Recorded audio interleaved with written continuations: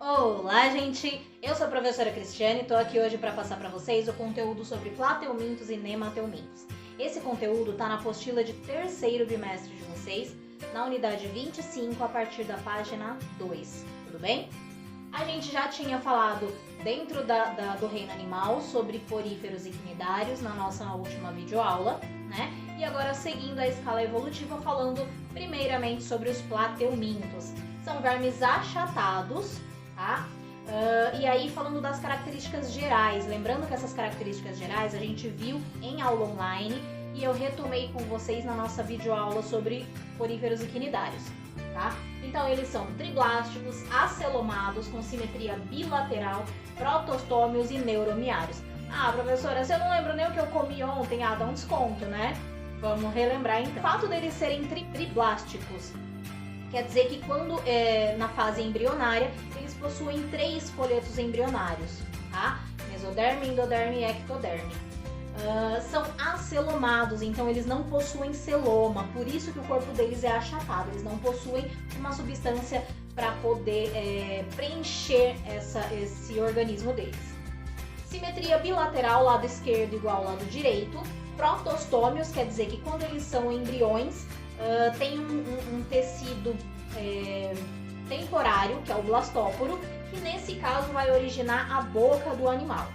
E neuromiários, porque eles possuem células nervosas ligadas às células musculares. Não necessariamente eles precisam ter um sistema nervoso e muscular para isso. Nesse caso aqui vocês vão ver que é um sistema nervoso, mas ainda muito primitivo. O sistema excretor deles é protonefridial com células flamas que estão ligadas a condutos excretores. Então são só células que captam as excretas, passam para esses condutores, né, que vão já excretar para o meio externo. Então, apesar de existir um sistema excretor, ele ainda é bem simples.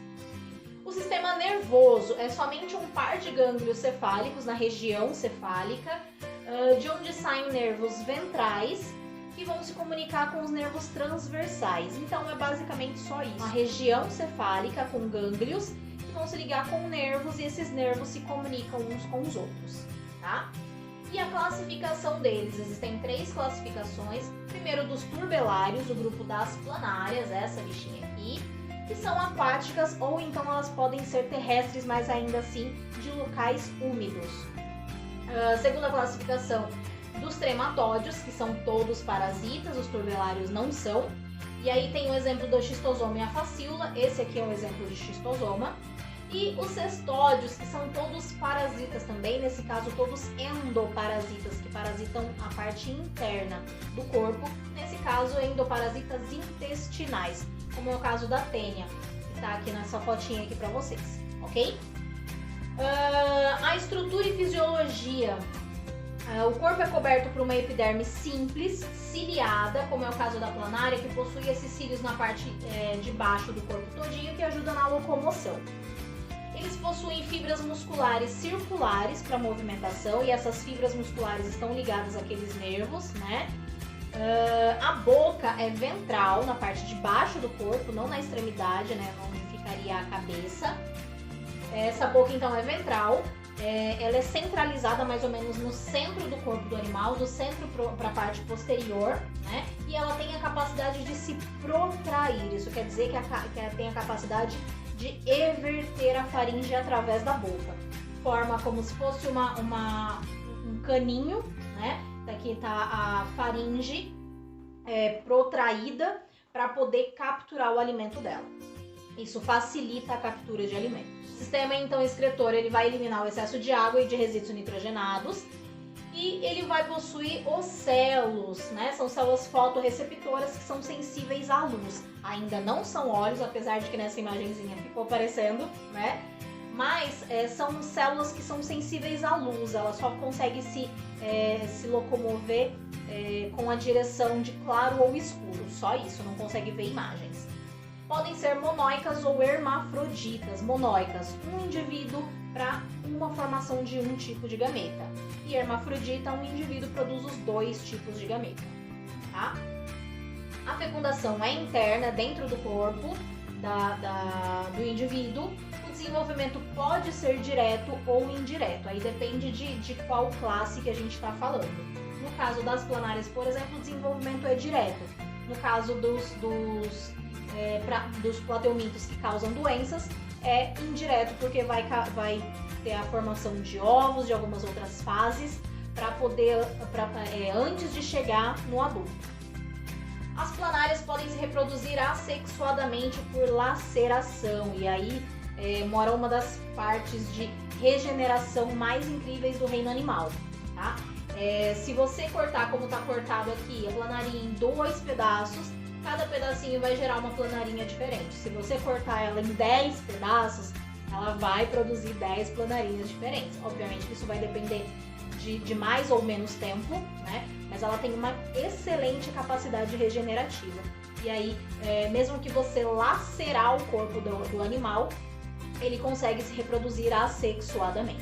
O Schistosoma mansoni é o nome do plateuminto. Ele causa uma doença chamada esquistossomose, popularmente conhecido como barriga d'água. A gente pega essa doença a partir de larvas que na pele causam dermatite urticária, uma inflamaçãozinha na pele, mas se chegar nos pulmões causam bronquite e pneumonia, tá? O homem é o hospedeiro definitivo, mas o caramujo é o hospedeiro intermediário. E aí, no caso desse schistosoma, ele precisa passar pelo corpo do caramujo primeiro, porque ele tem fases de vida que só muda dessas fases de vida dentro do caramujo.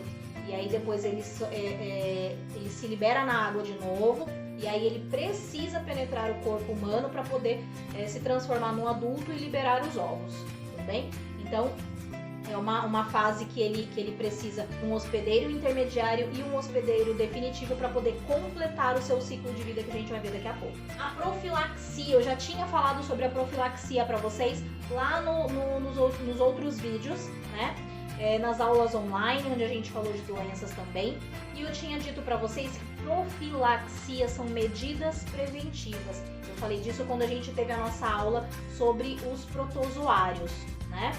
Então, as medidas preventivas, as formas de evitar essa doença. As medidas profiláticas, portanto, nesse caso, para evitar o Schistosoma mansoni, são instalações sanitárias, ou seja, saneamento básico, né? Combate ao caramujo hospedeiro também. E aí a gente tem aqui o ciclo de vida da esquistossomose, tudo bem? Eu sei que está um pouquinho pequeno aí para vocês, eu vou ler as partes mais importantes. Existem esses 3 tipos de schistosoma, mansoni, japonicum e eumetobium. Eles são liberados no ambiente pelas fezes e pela urina, e aí na água se transformam em ovos, dos ovos se transformam em miracídio, e esse miracídio é que vai penetrar o caramujo. Dentro do caramujo, esse miracídio vai formar um esporocisto e depois vai formar uma cercária. Depois que ele formar a cercária, ele abandona o caracol, fica no ambiente de novo, em água, e penetra pela pele no ser humano, certo? E aí, entrando no ser humano, ele vai sofrer outra transformação, vai se disseminar pelo sangue e vai atingir o fígado. No fígado é que ele vai atingir a forma adulta, vai se reproduzir. Aqui a gente tem a fêmea, aqui a gente tem o macho, né? Eles se reproduzem sexualmente, portanto, produzem ovos que vão ser eliminados junto com as fezes, vão ficar no ambiente e vão completar esse ciclo aqui. Por isso que instalações sanitárias e saneamento básico são medidas profiláticas para essa doença, porque aí você não entra em contato com uma água contaminada por fezes que contenham esse ovo do Schistosoma mansoni. Nós vamos falar sobre a tênia, Solium e Saginata. São 2 tipos de tênias que causam 2 doenças diferentes, tá? Elas são popularmente conhecidas como solitárias. A tênia Solium pode atingir até 6 metros e a tênia Solium pode atingir, a Saginata, aliás, pode atingir até 8 metros. Isso aqui, ó, embaixo tem uma reguinha de 30 centímetros, só para vocês terem uma noção. Então vai e volta, vai e volta, vai e volta, elas ficam bem grandes dentro do intestino, tá? Essa tênia, Saginata e a Solium são da classe Cestódio, tá? E as larvas se desenvolvem no porco, no caso da tênia Solium, e também no boi, no caso da tênia Saginata, que são os hospedeiros intermediários, e o ser humano é o hospedeiro definitivo. duas doenças, como eu falei pra vocês. São dois tipos de plateuminto. Eles têm, cada um deles tem um tipo de hospedeiro intermediário diferente e eles causam doenças diferentes, tá? A Taenia solium, ela se desenvolve como hospedeiro intermediário no porco e ela vai causar cisticercose quando a gente ingere os ovos dessa Taenia, né? Como sintoma, causa dores, fraqueza muscular. Essas larvas, quando elas se transformam em larva dentro do corpo, elas podem atingir alguns órgãos diferentes, como por exemplo a retina, e aí causa cegueira, como por exemplo o cérebro, e aí causa cefaleia, epilepsia, até demência. O outro tipo de Taenia, que é a Taenia saginata, ela causa uma doença chamada teníase. A gente ingere o cisticerco da Taenia saginata através da carne do boi, tá? Do gado. E aí os sintomas vão ser dores abdominais, náusea, vômito e disenteria. Então, só para ficar bem dividido, a Taenia solium fica no porco e ela causa cisticercose. E a gente fica com essa doença quando a gente ingere os ovos que estão na carne do porco. A Taenia saginata fica no boi, ela causa uma doença chamada teníase e a gente pega essa doença quando a gente ingere o cisticerco que fica na carne do boi. Tudo bem? E aí elas são hermafroditas e possuem uma autofecundação nos proglótios, nesses pedacinhos do corpo aqui, cada segmento do corpo. Aí a gente tem aqui um ciclo de vida, né? Do mesmo jeito que aqui está o porco, isso acontece também no caso do boi, da Taenia saginata. Esses proglótis, né? Esse segmento do corpo é liberado junto com as fezes, ficam num ambiente onde o porco ou o boi vai ter contato, ele se alimenta e aí ele se contamina. E aí a proglote ela vai liberar uma larva na carne, que fica no músculo daquele animal, do porco ou do boi. A larva vai se desenvolver em cisticerco, no caso do Taenia solium, quando fica nessa fase mesmo de larva e a gente ingere. No caso da Taenia saginata, só quando ela se transforma em cisticerco e a gente ingere a carne contaminada é que a gente pega a doença. E aí, nesse caso, a gente ingere a carne contaminada, ela vai se desenvolver. Esse cisticerco vai começar a desenvolver a Taenia no nosso intestino. E aí depois que ela se transformar em adulta, ela vai soltar de novo aquelas proglotes que vão ser liberadas com as fezes para poder completar esse ciclo de vida aí da Taenia solium, e da saginata acontece basicamente a mesma coisa. Os nemateumintos, tá? Os plateumintos são vermes achatados e esses plateumintos são vermes cilíndricos, tá? São arredondadinhos. E aí, de novo, como o início de cada filo que a gente estuda, a gente sempre vai ver as características gerais. Nesse caso aqui, as características gerais são animais triblásticos, pseudocelomados, com simetria bilateral, protostômios e neuromiários. Ah, professora, faz só 14 minutos que a senhora começou a falar? Já falou sobre isso e eu já esqueci de novo. Então vamos lá. São triblásticos, isso quer dizer que tem 3 folhetos embrionários na hora da formação daquele embrião, né? Ectoderma, mesoderma e endoderma. E pseudocelomados, eles já possuem uma estrutura, uma substância que preenche o corpo, por isso que eles são cilíndricos. Só que essa substância não é o celoma, por isso que eles são chamados de pseudocelomados. Eles possuem simetria bilateral, lado esquerdo igual ao lado direito. Protostômios, quando são embriões, tem um tecido temporário, que é o blastóporo, que nesse caso vai originar a boca. E eles são neuromiários, isso quer dizer que eles possuem sistema nervoso ligado ao sistema muscular. O tubo digestivo é completo ao longo do corpo, mas o fato de ser completo quer dizer que tem uma abertura de entrada e uma abertura de saída de alimentos, tá? A entrada de alimento e a saída, no caso, dos resíduos, né, dessa digestão de alimentos. Não que necessariamente tenha que ter órgãos diferenciados, complexos ou muitos órgãos. Nesse caso, do nemateuminto, ele possui apenas a boca, que é rodeada por 3 lábios, esôfago, intestino e ânus, certo? Tem boca e tem ânus, é um sistema digestório completo. Eles não possuem sistema respiratório nem circulatório. Os adultos são anaeróbios, então eles vão fazer a fermentação, eles ficam dentro do corpo humano, normalmente dentro do intestino, e ali eles vão fazer a fermentação para poder adquirir energia para o corpo continuar funcionando. Então não é por oxigênio que eles respiram, eles são anaeróbios. O sistema excretor é extremamente simples ou até mesmo ausente, depende de qual classe a gente estiver falando.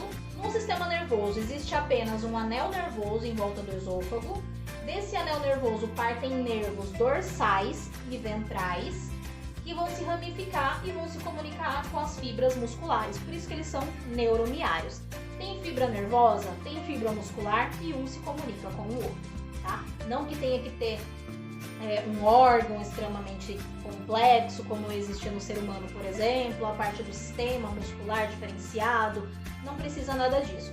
Tem uma estrutura nervosa, uma estrutura muscular e os dois se comunicam, eles já são classificados como neuromiários. E a fecundação é interna, dentro do corpo da fêmea, e o desenvolvimento é sempre indireto, então sempre vai ter um ovo, uma larva e um adulto no mínimo, ok? E aí, dependendo de qual espécie a gente estiver falando, ele vai ter mais ou menos fases até chegar ao adulto. Aqui a gente tem, então, um desenho sobre o sistema nervoso dele, o gânglio nervoso, que fica na parte cefálica, o nervo dorsal, o nervo ventral. E aí eles se comunicam entre si e também se comunicam com as fibras musculares. Aqui a gente tem a estrutura do tubo digestivo deles, que eu falei que é completo, mas é simples, olha só.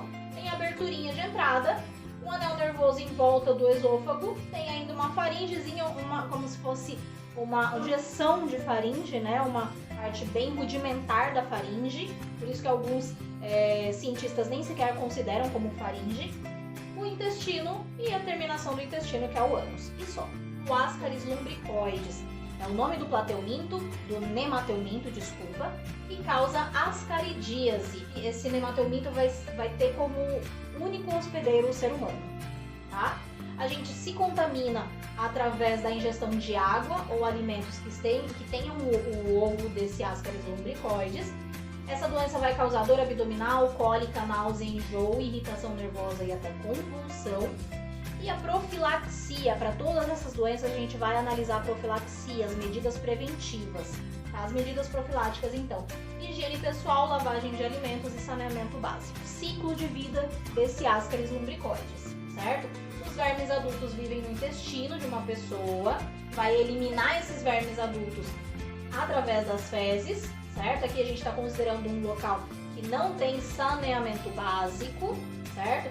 Então os ovos vão ficar no solo ou na água, vão contaminar o solo ou a água, vão passar essa contaminação nos frutos que estão usando o solo e a água para se desenvolver, e aí outra pessoa se alimentando desses alimentos contaminados, sem uma higienização boa, ela se contamina e fecha esse ciclo, tudo bem? Por isso que higiene pessoal e lavagem de alimentos, além do saneamento básico, são tão importantes para evitar a ascaridíase. Nós ainda precisamos falar do ancilostoma duodenale e Necator americanus.